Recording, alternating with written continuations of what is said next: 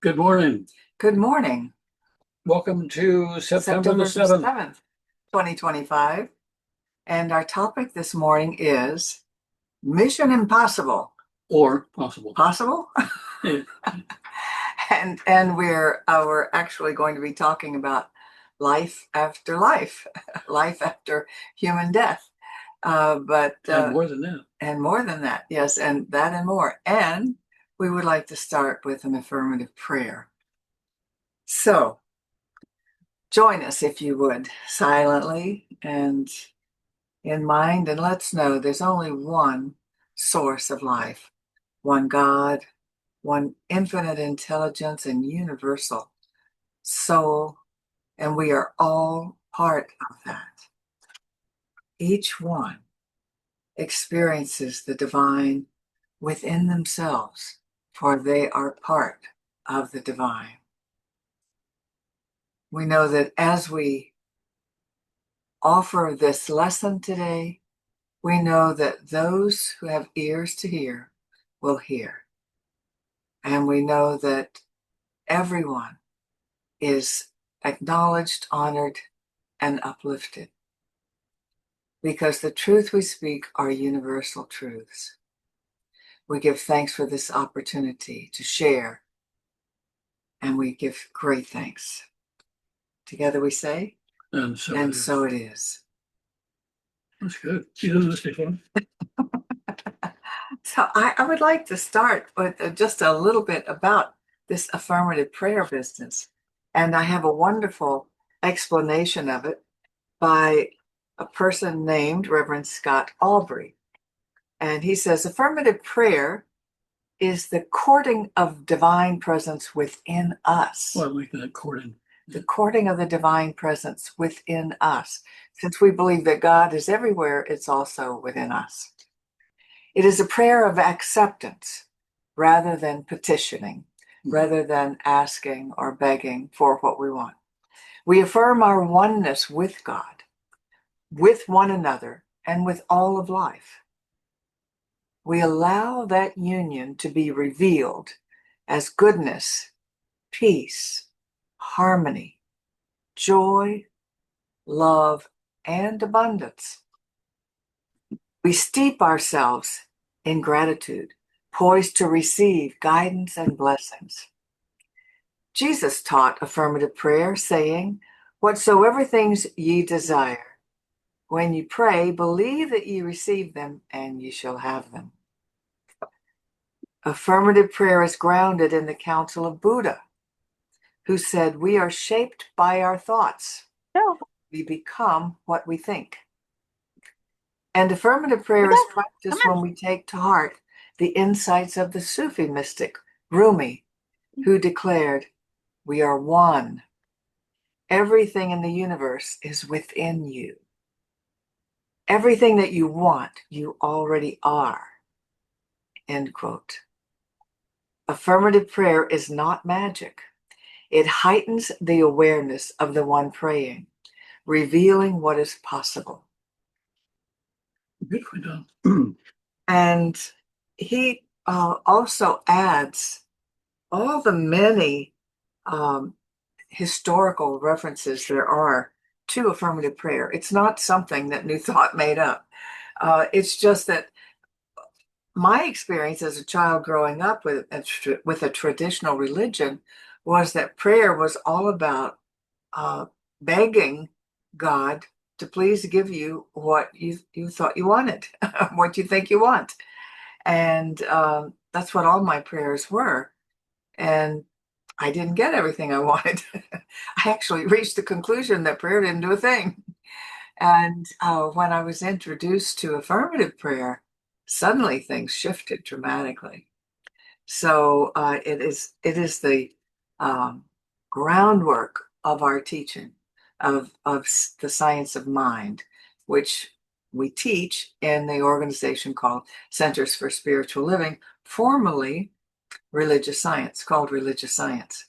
We changed our name because everybody kept confusing us with Scientology. Bob and I were pastors in Monterey, California, big, beautiful, historic church building. And we had a big sign out front that said Church of Religious Science in Monterey. And there were a lot of walkers by there because they were constant students with the military there. And every time I was outside, leaving or coming, somebody would say, "Oh, how's your Scientology church doing?" And I said, "We're not Scientology, we're religious science." "Yeah, that's what I mean. How's your Scientology church doing?" So we definitely experienced firsthand the need to change our name. But we still, unfortunately, don't get confused with Scientology anymore. But it's been a challenge to change our name so many times. In what Ernest Holmes started this in about 1950, I believe, and so it's been 75 years. And we definitely maybe I think 1925 is when he wrote the textbook, Science of Mind textbook. So it may have started earlier than that. I don't want to misspeak. And today we're going to talk about Mission Impossible. Bob, do you want to introduce Yeah, the television program was on on many years ago. What television was Mission it? Impossible, Oh, Mission Impossible. which was then followed by a whole series of movies. But we're not going to talk about those today. The whole idea came to me with Mission Impossible. For actually, I'm going to back up a little bit. Lately, we got hooked on a Netflix series, and the Netflix series is called Blackout. No, Blind Spot. Blind Spot. Well, same thing. Close. Blind Spot. Yeah. So funny. So, got to prop me up now. Yeah. So anyway, what I was saying was, we're getting old. Blind Spot, and what the premise of the movie is that this particular person who she decides to go on a very important mission. The mission is so important that she can't change her mind about it. She has to stay on it. So what they end up doing is drugging her in a way that it erases all of her memory. And so she has no memory of it. So the whole series is about her discovering what she's about, but she doesn't have any memory of it. What I got to thinking about was how much this parallels our lives, and that I believe, and this is not part of the teaching, but it's part of what we believe. What we believe is that we come here on purpose. We come here with an intention. We come here to do something and some very specific things. In a very general sense, if we were to look at my mission is to empower, enrich, and uplift, or uplift, empower, and enrich. However I want, but those three things are what I'm here primarily to do. It's a more general one. And so then And you decided that. I decided it, yeah. And I decided it in lieu of not knowing what the unspoken mission was that I signed up for when I got here. And I want to talk a little bit about how is it that we get here, or we're here, we have a mission and we don't get to remember what it is. You know, what kind of foolishness is that? Well, And then it seems impossible to fulfill this mission. right. So, exactly. So, what I want to go to one of our experiences. We left Paradise, California. We left, no, we left St. Petersburg, where we had a spiritual center, and we went to California. Correct. So far, so good. We're on the same planet, right? Well, the way we got there, Judith, the way she got there was, I think she flew. This was in 1999. Right, and it was a long time ago in a galaxy far. What I got was to a large Ryder truck and a trailer behind that to tow a car from St. Petersburg to California. And Northern California. Northern California, right, which is a very long drive and a very big truck with a trailer and a very long car, which I'd never done before. And so the mission was to get there as soon as possible. What that meant was that I slept in the car a couple of hours or in the truck, and then I would drive. I'd wake up when I got too cold to sleep any longer, and then I would drive somewhere, and then I would sleep an hour or so, and I would drive and drive. I did two things: I drove and I slept, and from time to time I grabbed something to eat and ate it in the truck while I was driving. That was my mission. Now, another point later on, Judith and I had the occasion to make that same trip. Only this time we had a chance to do other things other than get to a destination. And that journey included seeing mountains, seeing parks, seeing spots of particular interest. It was an incredible journey of discovery of all the things along the journey. Okay, so where's the story going? when the mission is to get from point A to point B, it's very possible that all of the things in between, which are teaching opportunities, which are learning opportunities, which can be soul enriching and character building opportunities, can be missed because the only thing in mind is to get from point A to point B.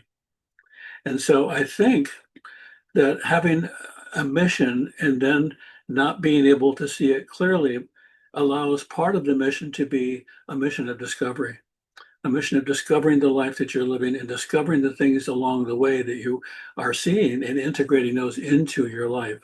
And those things enrich you. A little further on that, I've been working now for quite a long time with one of our members here. Her name is Guranam, on books, haiku and art together. And so Guranam gives me a haiku poem, and I look at the poem. And my job, my mission is to either find or create a piece of art to go with it. So what I do is I look at all of the art that I've created in the last 10 years. I borrow from all the experiences that I've had to inform me of a possible way to approach this particular poem and match it to a piece of artwork. And sometimes what happens, which is interesting to me, is that the pieces come close, but they're not exactly what I want. But the pieces of art that show up make me think about creating something new that actually does fit. And so the mission is find something, find A to go with B. The relationship is find it from all of your life, all of your experiences, and be willing to create a new experience. At the end of the day, I have either created a new piece, I have created an amalgam of old and new together, or I have called her and said, I don't have any art for this one. We have to do something different, which hasn't happened. But my point is that when we have a mission and we're allowed to discover and enjoy our history, we're able then to borrow from all of our experiences, but we need to have in mind what it is we want to accomplish so we can borrow from all of that.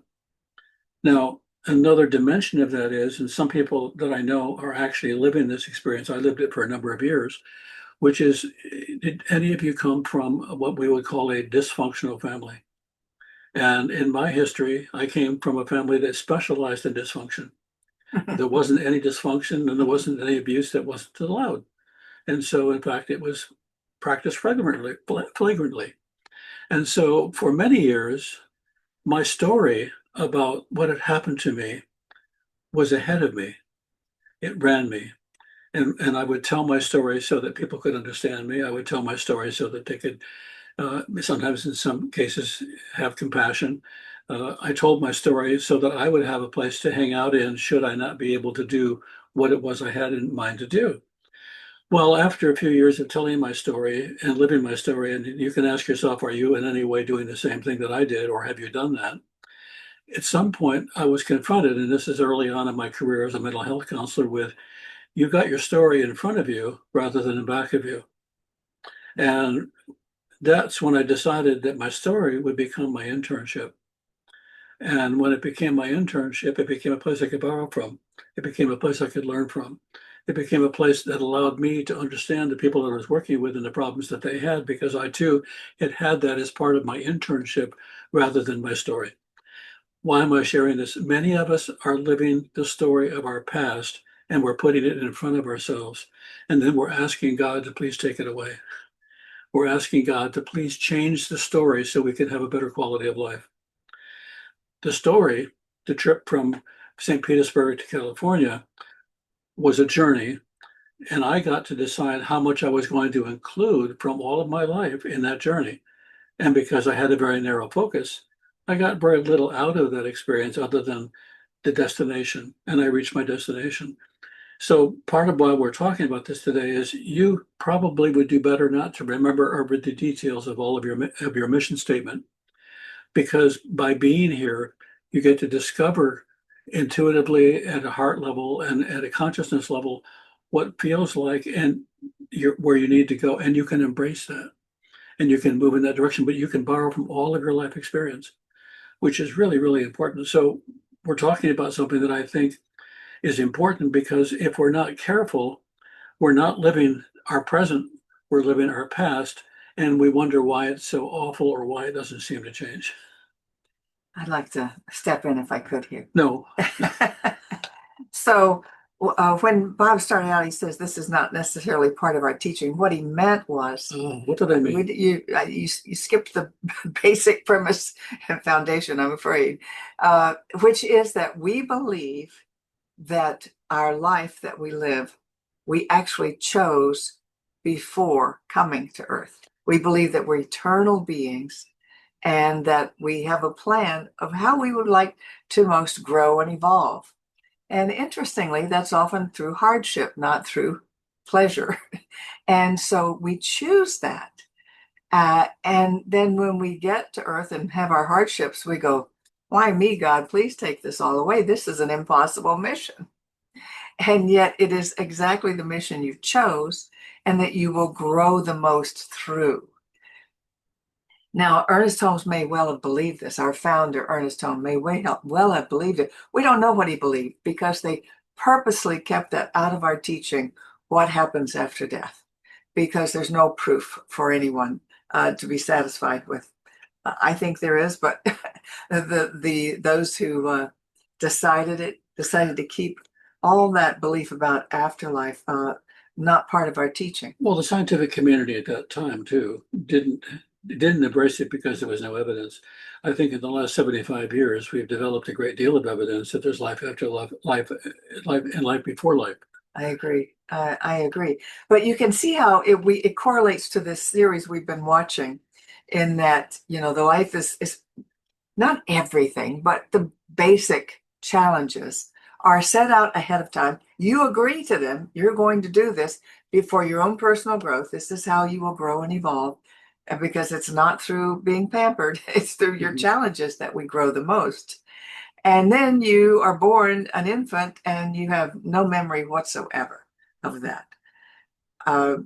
And so it's much like this series that we're watching, where this woman, who, by the way, has clues all over her body in the form of tattoos, and all of it seems to be mission driven, which is to right the wrongs of supposed helpers in our society. In other words, corrupt officials who are in offices in government that are supposed to be helping people, but instead they become corrupt. Imagine that we're here in one way or another to raise the consciousness or right the wrongs in consciousness as best we can. And in the series, the mission is always clear. That is, there's a problem to solve and everybody gets together to solve the problem. But each segment really is about the relationships and what gets learned in the relationships in the process of fulfilling the mission.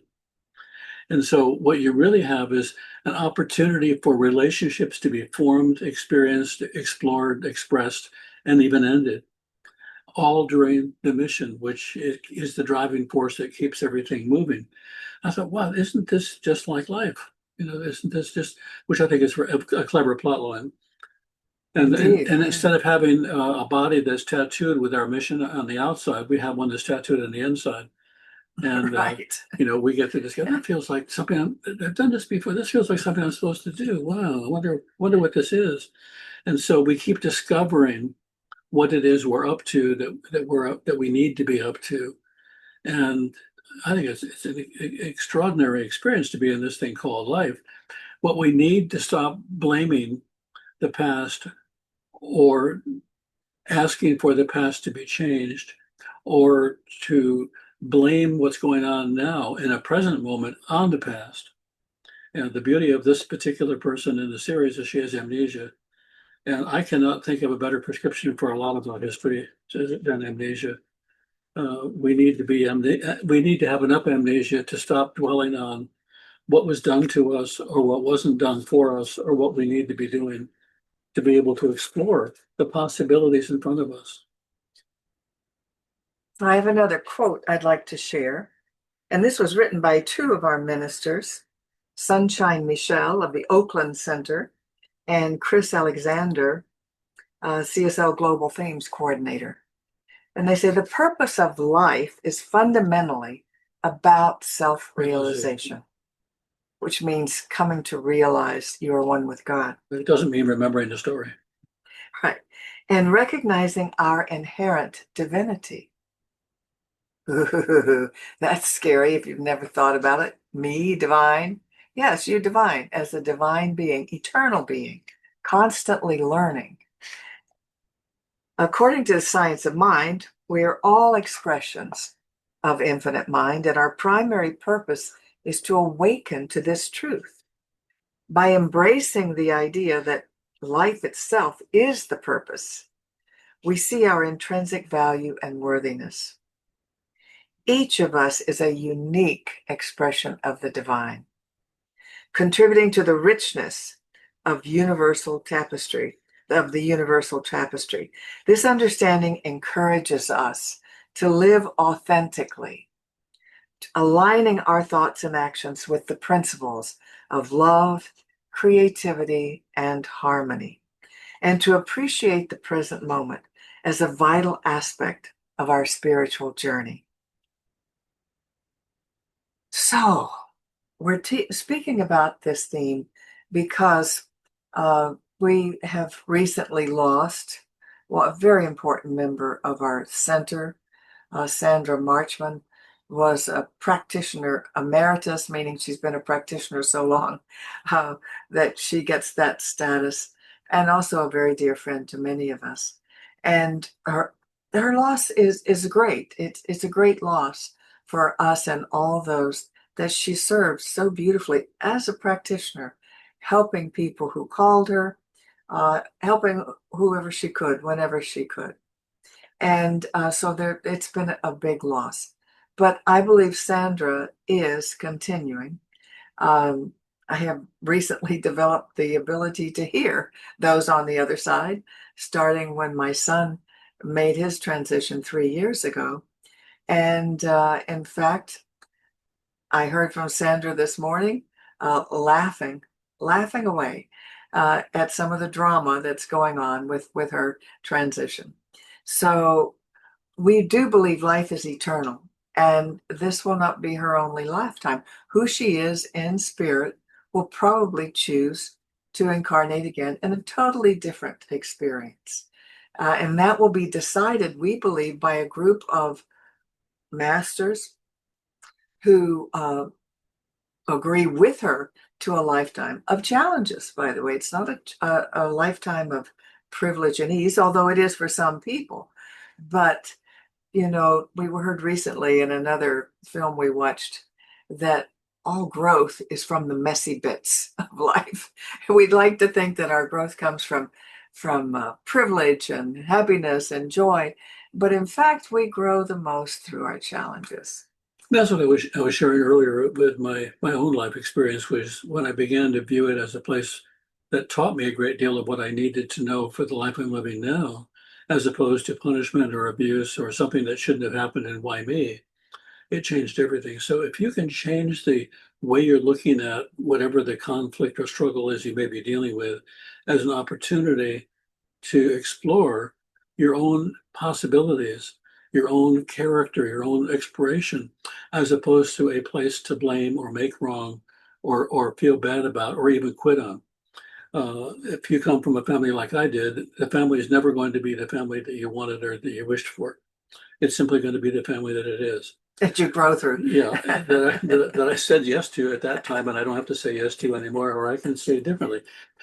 Or the family that you leave, Right, because you left yours. I had grew up with a lot of different animals, and I fostered a lot of animals when I was growing up that got injured, and I at one point fostered a baby fox, and whenever he would get nervous or scared, he'd bite.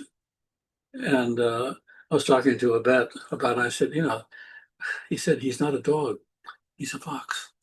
And I said, oh, he said, see, dogs have the genes for not biting. The fox has genes for biting first and asking questions later. And I thought, wow, how often do we have a family where we're saying, why can't you act like dogs? When in fact we have a family of foxes. And so once you know, I guess they bite whenever they get scared because that's what they do. And I'm going to stay out of biting range as opposed to why can't they be what I want them to be? Why can't I change them? And I think, the hardest thing we have to learn often in relationships is I can change this person because I love them. And the truth is, you can love them through the changes that they make when they're willing, but you're not going to be able to change them. And some of us are wired more like foxes and dogs.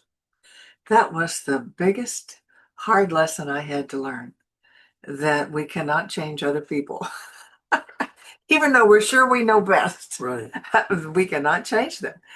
We have to either be with them or choose to not be with them or around them. But we cannot change them. We can only change ourselves. And in changing ourselves, and in believing, and I believe that affirmative prayer is so powerful and so Hmm. helpful. And we're always praying for the positive. We never pray for anyone else, actually, other than ourselves. And that is that we better embody the part of the divine that is within us. And so, with that, I think I'd like to close with an affirmative prayer. Or Hmm. you could. We could do it together. All right. All right. In the beginning, no, okay, good. So let's come together and know in prayer that we believe the one source of love, the one source of harmony, the one source of wisdom is everywhere present and also within us. That very wisdom is accessible to us through us. So we give thanks and understanding that all the power, all the presence, all the love is available to us. So we get excited and we feel empowered knowing that we are a part of, we are one with, we are connected in so many, many more ways than we can even imagine to the source of our being, to the source of all creation. And that when we breathe, the universe breathes with us. When we move, the universe is moved and we move that universe. We are in a constant dance with all that is life, all that is good, all that is possible. And we say with great joy, thank you. Thank you for the opportunity to be connected to this wondrous exploration, to this wonderful mission of living fully and completely and with compassion and with love. For this we give thanks, and together we say, And and so it so is. it is. Now we're going to go to a very important part of our, which is the sharing part. And this is the part that always makes me feel like NPR. NPR, National Public Radio, yeah, or television. public radio. Okay, we have no coffee cups that we're giving away today. This is ways to donate to support our organization, and we really do appreciate your support. It's important for us as well as I think for those that are part of our organization. But also, when you support Science of Mind, the teachings that we are supporting in this teaching, you're supporting people that come in and don't know who we are and benefit, and sometimes don't stay, but change their lives because of it. And so we're in the process of empowering, enriching, and uplifting human beings all over, everywhere that we possibly can. And you're a part of that as well. And by the way, we like to, what we're saying here is that we invite you to support this organization, that it can continue teaching and healing. And so this is our website, cslpalmbeaches.org. And if you go there, there's lots to see on this page. You can see here a lot of things and also ways to donate. So if you go there, it will show you how you can give through PayPal or various ways. And we like to say this affirmation. This affirmation was given to me by Sandra Marchman. It was what they used with the original church in It's um, okay.